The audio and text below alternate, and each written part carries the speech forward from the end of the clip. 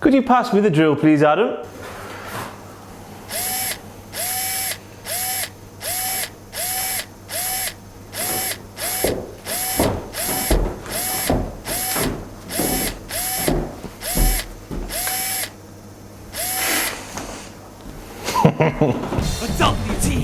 WTF!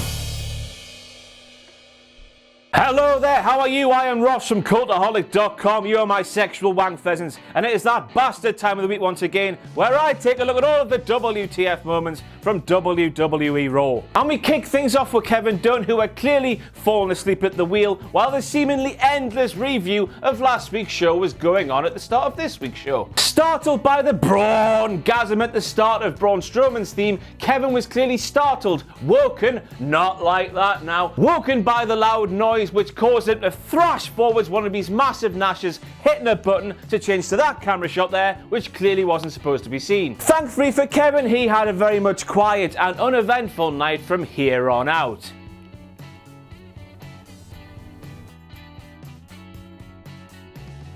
Roman Reigns crashes an ambulance while Braun Strowman is in the back. Roman Reigns gets an Intercontinental Championship shot. The Miz throws, crushes and then murders Braun Strowman in the back of a garbage truck. The Miz gets to keep his Intercontinental Championship and get to go and film a lovely film which none of us will see. Braun Strowman uses a completely useless metal object to crush both Brock Lesnar and Kane. Braun Strowman gets fired. That's right, at the top of last night's show, Kurt Angle fired Braun Strowman because apparently he destroys too much equipment which costs too much money, and because he almost permanently damaged Kane and Brock Lesnar. Kurt Angle, where the hell have you been? First of all, Kane has been permanently damaged for his entire life thanks to the fire The Undertaker started that killed one of his parents. And as for Brock Lesnar, well, he has the cauliflower ears of the devil, and while we're at it, Braun Strowman has been destroying thousands of pounds worth of equipment, so you can't just fire him now because what about the rest of time? I very much doubt a full-on working ambulance costs nothing more than a Carl Henderson and a packet of chocolate buttons. If there's anybody that could have a gripe about being permanently damaged, it is Braun Strowman because he was murdered. And given all that's gone on with Braun, Kurt's reasons for firing the man are weaker than the US dollar, which is very topical indeed.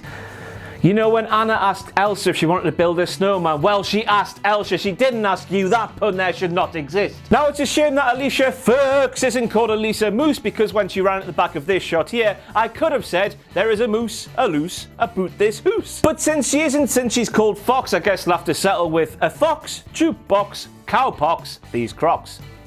Welp, if Darren Drozdov wasn't paralysed before, doing that to Braun Strowman will find damn skippy, make sure of it. I am going to go to hell. I am going to go to hell indeed. But what on earth was Darren Drozdov expecting to happen?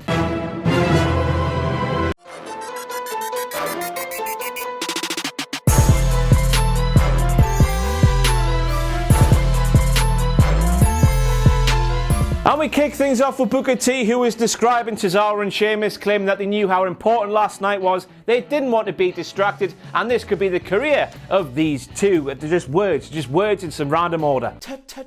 Tea time. And next up we have Booker T calling Titus O'Neil cool, calm and collected. If that is true, I am a tasseled wobble gong, which is not true because I am a real boy. Titus is a man who prodded Vince McMahon in his tender place. Titus O'Neil is a man who open mouth kisses his son in public. Titus O'Neil is a man who, since Titus Worldwide began, is a man who has been jumping and shouting and barking and woofing and jumping and shouting like Roman Reigns on Viagra while on some human growth hormone laced with plentiful toot while it's some kind of doggy swingers party. What I'm trying to say is, Booker, it's just not true, is it? It's just not true at all. Now, it's amazing how a tune so bad as Jason Jordan's theme can freeze two elite superstars like Sheamus and Cesaro, rendering them absolutely useless, absolutely powerless to do the move they were going to do before the music began. It is mystical, it has powers like Poison Ivy. That's if Poison Ivy sounded like a fat lad walking down the street. So yeah, Braun Strowman, you have just been fired for destroying too much kit and costing the company you work for too much money. So what do you do to try and win that company back?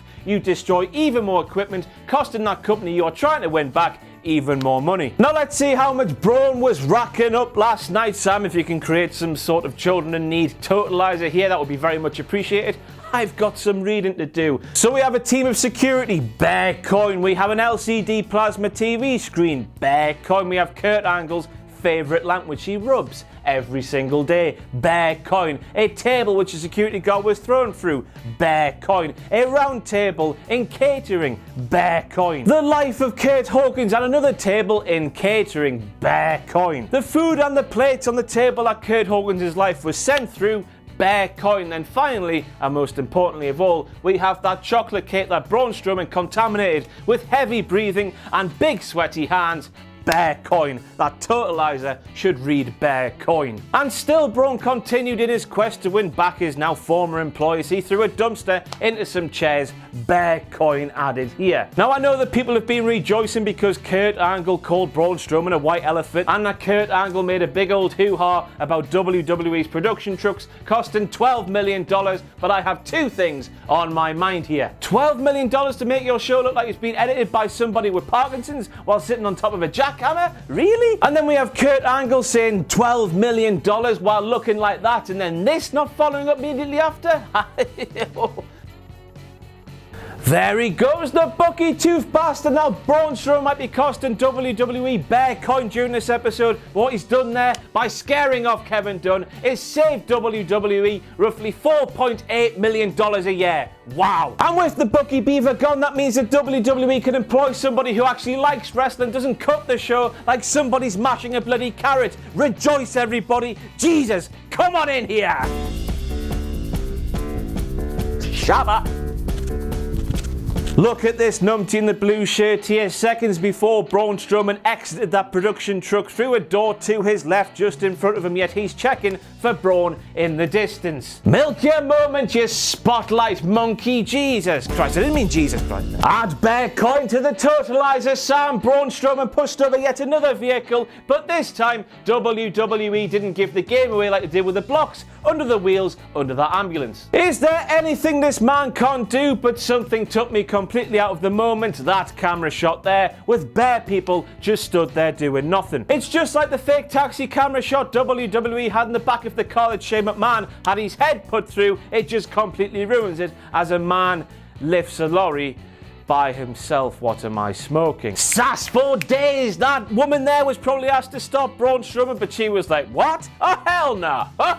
Hold up. She couldn't give a toss, and good for her. Nobody is paying anybody the right amount of money to try and stop Braun Strowman, so why should she bother? Good on her. So WWE fired a man who was costing their show too much money, yet Stephanie McMahon rehired the man that was costing that show even more money than he normally would do. $4.8 million of teeth went back to work though, for Christ's sake. What Braun did last night was absolutely special, but Jesus Christ, was it flawed. If WWE just allowed the police to come, they would have arrested Braun. Braun would have been taken away forever. We never would have seen Braun again. All they did last night does is give Stephanie McMahon the license to come back next week, ruin the 25th anniversary of Raw, pull Kurt Angle's pants down and chop his willy off, because what he did was silly. Silly Willy. Imagine having Michael Cole's sweaty bell end in your face. Cheesy.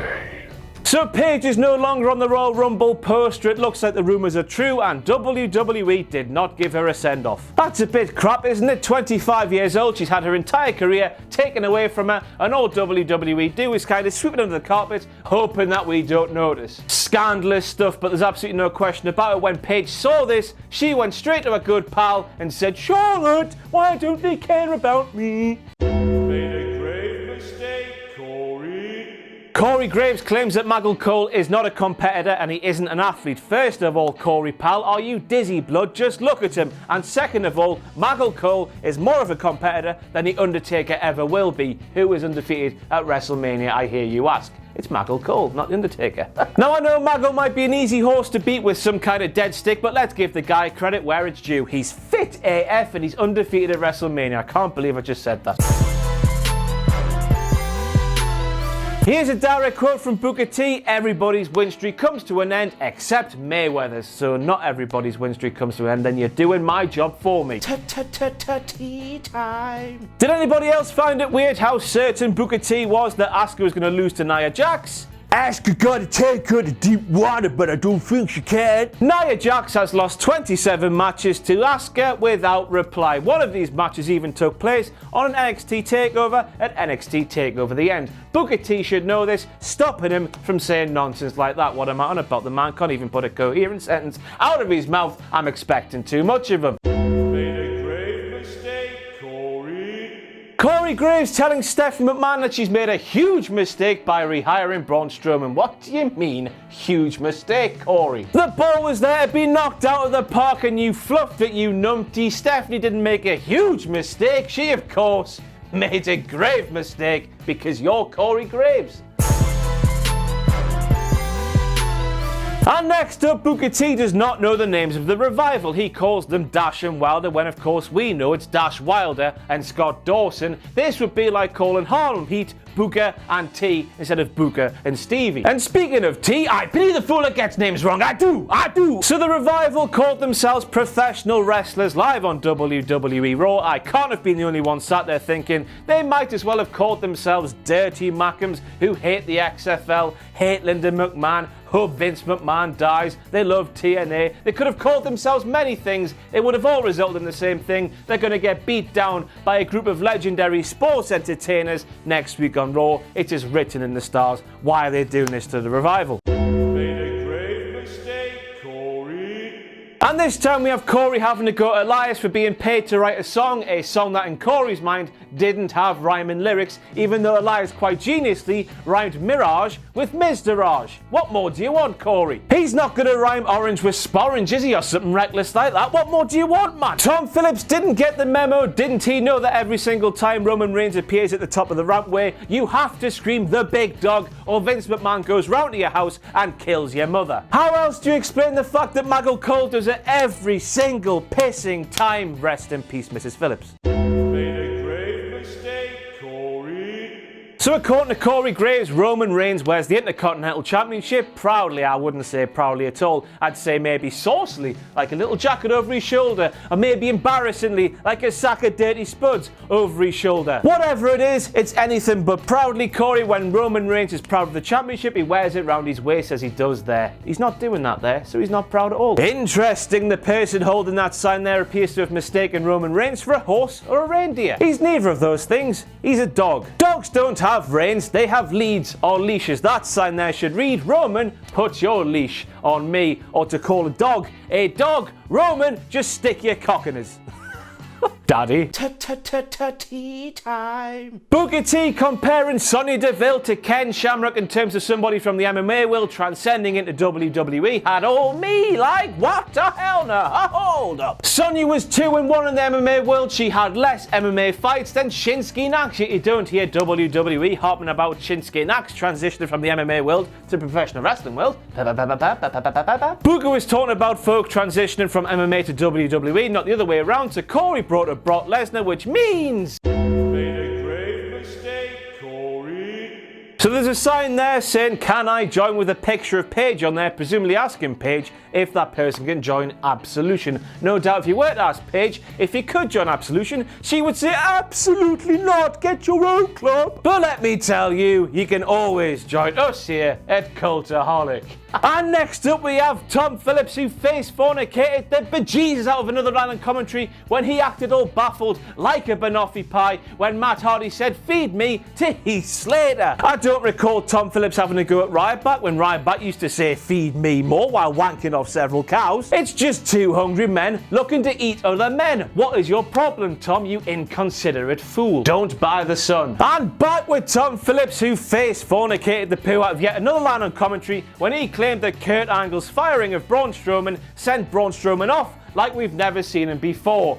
Bollocks. We've seen him throw security men round before, we've seen him trash WWE property before, we might have not seen the beaver cruelty we saw last night before, but we have seen Braun tip over a vehicle before. He did a lot of things that we've seen him do before. Now I know it's hard when you're trying to catch up on the graphs on your computer to see your screen when you've got a massive stonk god in front of it, but Tom, believe me, it's all stuff that's happened before. Nothing new here apart from the beaver poking. Samoa Joe has been removed from the Men's Royal Rumble poster. And sticking with posters, Dana Brooke started the night on the Women's Royal Rumble poster, but by the end of the night, she was gone. I don't know what either of the previous 2 points mean, but they clearly mean something, which is why I've brought them up. Answers on a postcard, please. Send them to Buckingham Palace. Balor Club, more like Boss Club, boss meaning dictator, dictator meaning Hitler, Hitler meaning fascist, Balor Club are fascists, Balor Club are fascists. Sam's just told me Ireland were neutral during the war. It's either that or Ron and Don Harris have gone in a time machine, took themselves back a few years and dressed up as the Good Brothers. I hear you're a fascist now, Fergal.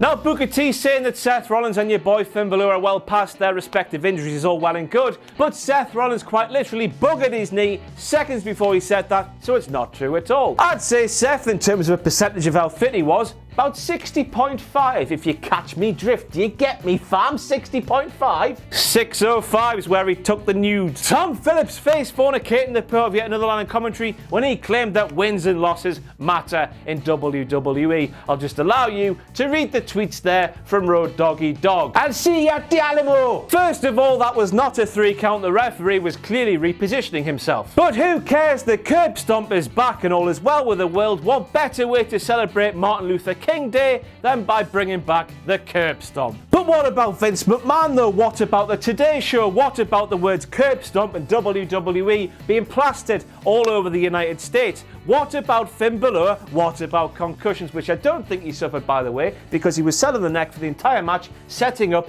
for that curb stomp? And what about one of WWE's leading lights being painted as some sort of barbarian who stamps the heads of his competitors into the mat? It looks like the short-term memory loss that Vince McMahon believes we all have, he actually has, because he forgot he banned that move for very, very good reasons indeed. It's either that or the road agents who boot that match is getting a right big fist up the Cadbury alley. That is it for your WTF moments. Vince McMahon does not fist employees. That we know of. It might happen. I don't work there. I've been Ross from Cultaholic.com. You have been my sexual wank pheasants. Pledge to our Patreon, patreon.com/Cultaholic. Anything you can give is very much appreciated, but please, most importantly of all, join us.